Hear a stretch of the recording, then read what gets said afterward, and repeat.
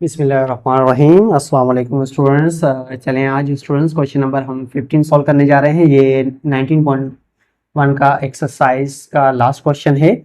तो फिर इसके बाद इसकी एक्सरसाइज क्या हो जाएगी, कंप्लीट हो जाएगी। तो इतना मुश्किल नहीं रही ये एक्सरसाइज, थोड़ी सी लेंदी थी क्योंकि इसमें जो मैट्रिसेस की जो 3x3 की मल्टीप्लिकेशन थोड़ी सी लेंदी हो जाती है। मुश्किल नहीं है, सारे कॉन्सेप्ट एक ही है, मतलब एक ही चीज़ें हैं, वही चीज़ें आपका फर्स्ट रो फर्स्ट कॉलम में यही चीज़ें आपकी क्या हो रही है, मल्टीप्लाई हो रही है। तो स्टार्ट करते हैं हम 15 क्वेश्चन। इसमें एक ही पार्ट है कि उसको करना है आप लोगों ने कि अब यहाँ पे देखें ये आपके पास समझोगे कौन सी प्रॉपर्टी है, ये आपके पास ये एसोसिएटिव प्रॉपर्टी ऑफ मल्टीप्लिकेशन। यहाँ से हमें ये भी पता चल जाए कि एसोसिएटिव मल्टीप्लिकेशन मैट्रिसेस पे अप्लाई होती है या नहीं है। अगर ये इक्वल होगा तो इसका मतलब अप्लाई हो रही है, अगर इक्वल नहीं हो रहा है इसका मतलब अप्लाई नहीं हो रही। ठीक है, ये आप लोगों के ऑब्जेक्टिव में भी आपके बहुत काम आएगा ये वाला क्वेश्चन, मतलब इसका ऑप्शन में के लिए। तो अगर हम इसमें कह रहा है कि बी सी को आप मल्टीप्लाई करें, उसके बाद जो आंसर आएगा उसको ए से करें। ठीक है, चले लेफ्ट हैंड साइड ले लेते हैं हम। पहले क्या है, लेफ्ट हैंड साइड में हमारे पास क्या है, ए मल्टीप्लाई हो रहा है बी सी से। चले अब आप कर लेते हैं बी सी को मल्टीप्लाई, बी सी को मल्टीप्लाई। ठीक है स्टूडेंट्स, चले इसमें मैट्रिसेस हम ऐसे लिख सकते हैं, बोले बी और सी को आपस में क्या करें, मल्टीप्लाई। चले अब बी और सी आप लोगों के सामने मैट्रिसेस लिखे हुए हैं। चले मैं यहाँ पे लिख भी देता हूँ ताकि सामने लिखे हुए नजर आ रहे हैं, तो उम्मीद करता हूँ आप लोगों को समझ में आ रहा है। देखिए 1 -1 और 2। ठीक है, फर्स्ट रो मल्टीप्लाई होगा फर्स्ट कॉलम 1 2 1, 1 1 ज़ा 1। ठीक है, फिर 2 0 ज़ा 0। ठीक है, फिर उसके बाद 1 1 ज़ा 1। ठीक है, फर्स्ट रो फर्स्ट कॉलम से हो गया, फर्स्ट रो सेकंड कॉलम से 1 0 ज़ा 0। ठीक है, फिर उसके बाद 2 1 ज़ा 2, उसके बाद 1 0 ज़ा 0। ठीक है, सेकंड कॉलम से हो गया। उसके बाद आते हैं हमारे पास के 1 1 ज़ा 1, 2 1 ज़ा 2, फिर 1 1 ज़ा 1 2 ज़ा 2। ये हो गया आपके पास फर्स्ट रो फर्स्ट कॉलम से आपके पास कंप्लीट हो गए। ठीक है स्टूडेंट्स, उसके बाद second row first column, second row first column. तो सेकंड रो मतलब आपके पास क्या है, -1 मल्टीप्लाई बाय -1, 2 मल्टीप्लाई बाय 0 0, और आपके पास क्या होगा -1 मल्टीप्लाई बाय 1 -1। ठीक है, first second row first column, फिर -1 मल्टीप्लाई बाय 0 0, 2 मल्टीप्लाई बाय 1 2, और -1 मल्टीप्लाई बाय 0 तो क्या होगा 0। ठीक है, 0 प्लस का लिखे माइनस का लिखे कोई फर्क नहीं पड़ता। फिर -1 को 1 से मल्टीप्लाई किया -1, 2 को मल्टीप्लाई 1 से किया तो प्लस का 2, फिर -1 को 2 से किया तो माइनस का 2। ठीक है, ओके चलें अब उसके बाद second third row first column, 2 multiply by 1 2, 0 multiply by 0 0, और 2 मल्टीप्लाई बाय 1 तो कितना होगा 2। ठीक है स्टूडेंट्स, तो 2 मल्टीप्लाई बाय 0, फिर 0 0 मल्टीप्लाई बाय 1 0, और 2 मल्टीप्लाई बाय 0 तो ये 0 पूरा 0 आ रहा है आपका। इसी 2 मल्टीप्लाई बाय 1 2, 0 मल्टीप्लाई बाय 0, और 2 मल्टीप्लाई बाय 2 कितने हो गए 4। सिंपल। चले अब ये आपके पास इसको कर लेते हैं, 1 + 1 कितने 2 2 5।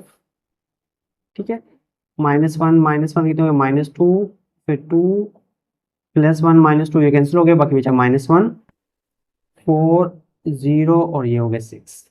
तो मतलब बी को जब हमने सी से स्टूडेंट्स मल्टीप्लाई किया तो आंसर हमारे पास आप लोगों के सामने नजर आ रहा है। उसके बाद क्या कह रहा है कि ए को आप मल्टीप्लाई करें किससे, बी सी से। क्या करें, ए को मल्टीप्लाई करें बी सी से। ए के मैट्रिक्स आप लोगों के सामने है और बी सी का आंसर ये आ रहा है। चलिए ये भी हम इसी तरीके से मल्टीप्लाई करेंगे फर्स्ट रो और फर्स्ट कॉलम के सबसे। 2 मल्टीप्लाई बाय 2 कितना हुआ 6, 3 मल्टीप्लाई बाय 2 -2 से -6। उसके बाद क्या है 1 मल्टीप्लाई बाय 4 तो कितना हुआ 4। ठीक है, फर्स्ट रो फर्स्ट कॉलम हुआ, फिर first row multiply by second column, इससे मल्टीप्लाई हो गया 2 multiply by 2 4, 3 multiply by 2 6, 1 multiply by 0 क्या हुआ 0। ठीक है, उसके बाद फर्स्ट रो थर्ड कॉलम 2 5 ज़ा 10, उसके बाद 3 को -1 से करेंगे तो क्या होगा -3, और 1 को आप 6 से करेंगे तो क्या होगा 6। फर्स्ट रो से आपके कंप्लीट हो गया। उसके बाद second row first column 1 minus 1 1, तो 1 मल्टीप्लाई बाय 2, तो स्टूडेंट्स कितना होगा 2, और उसके बाद क्या -1 2 से मल्टीप्लाई होगा तो क्या होगा प्लस का 2, ठीक है। उसके बाद 1 मल्टीप्लाई बाय 4 तो कितना होगा 4, क्लियर। चलिए उसके बाद आते हैं कि 1 multiply by 2 2 minus 1 multiply by 2 -2, 1 multiply by 0 तो क्या हुआ 0, ठीक है। चलिए उसके बाद आते हैं कि उसमें है कि 1 मल्टीप्लाई बाय 5 तो 5, -1 मल्टीप्लाई बाय -1 तो कितना होगा प्लस का 1, और 1 मल्टीप्लाई बाय 6 तो कितना हुआ 6, ठीक है स्टूडेंट्स, ये आपका कंप्लीट हो गया। अब आते हैं हम third row, 0 multiply by 2 0, 2 multiply by -2 तो कितना हुआ -4, 2 मल्टीप्लाई बाय 4 कितना हुआ 8, ठीक है। फिर 0 मल्टीप्लाई बाय 2 0, 2 मल्टीप्लाई बाय 2 कितने 4, और 2 मल्टीप्लाई बाय 0 कितना हुआ 0, ठीक है। उसके बाद third row third column, 0 multiply by 5 0, 2 multiply by 1 -2, और 2 मल्टीप्लाई बाय 6 कितना हुआ स्टूडेंट्स 12, ठीक है। चलें अब इसको अगर मैं लिखना चाहूँ तो स्टूडेंट्स चलें यहाँ पे लिख लेता हूँ इसका आंसर, ये हो गया 4 10, ये कितना होगा 7 7 और 6 कितना होगा स्टूडेंट्स 13, ये कितना होगा 4 4 कितना होगा 8, पूरा कैंसिल हो गया 0, ये 6 6 12, ये 8 और -4 कितने हो गए प्लस के 4, ये 4, और ये 12 में से 2 गए तो बाकी बचे 10, तो ये आंसर आ रहा है स्टूडेंट्स ए को जब हमने मल्टीप्लाई किया बी सी से, ठीक है। चलें अब करते हैं राइट हैंड साइड।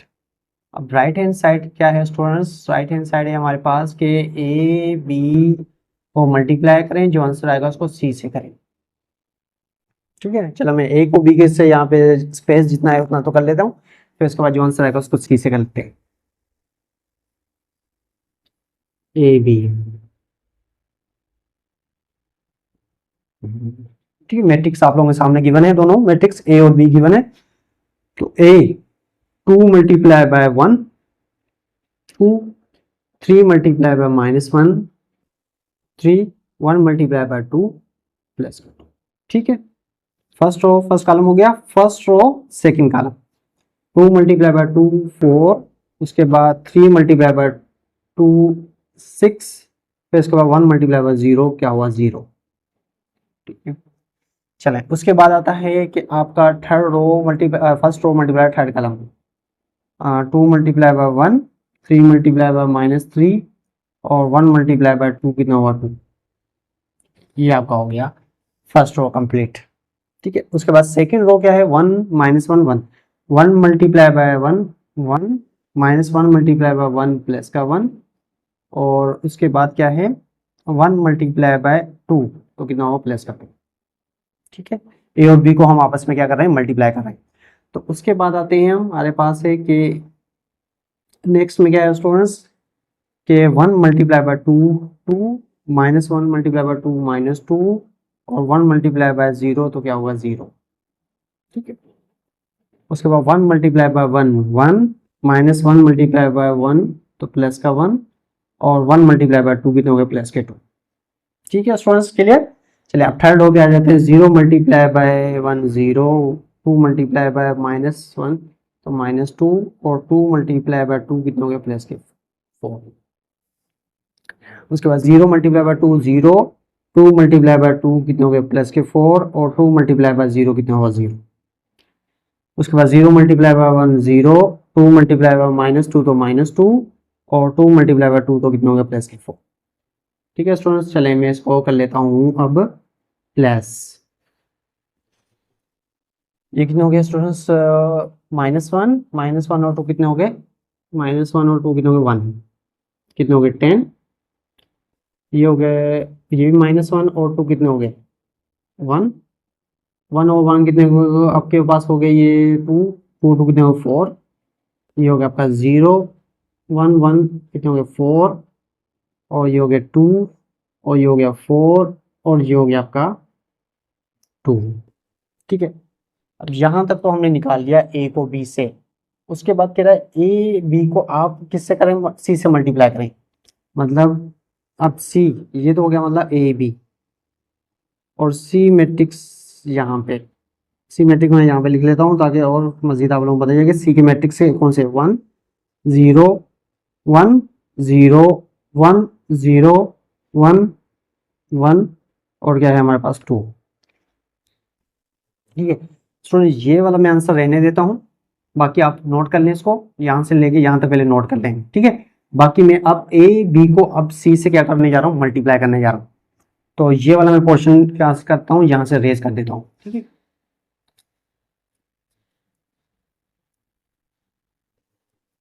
अब यहाँ से रेज कर दिया, अब मैं ए बी को मल्टीप्लाई कर रहा हूँ सी से। चले अब देखें, ये है, अब ये दोनों मल्टीप्लाई हुए, 1 first row multiply first column, 1 1 1 जा 1, ठीक है, प्लस 10 0 जा 0, फिर इसके बाद 1 1 1 जा 1, ठीक है 1। तो first row second column, 1 multiply by 0 0, 10 multiply by 1 10, plus 1 multiply by आपका क्या होगा, फर्स्ट रो 1 मल्टीप्लाई बाय 0 0, ठीक है, फिर 1 multiply by 1 1, 10 multiply by 1 plus का 10, और 1 मल्टीप्लाई बाय 2 कितना होगा, प्लस का 2।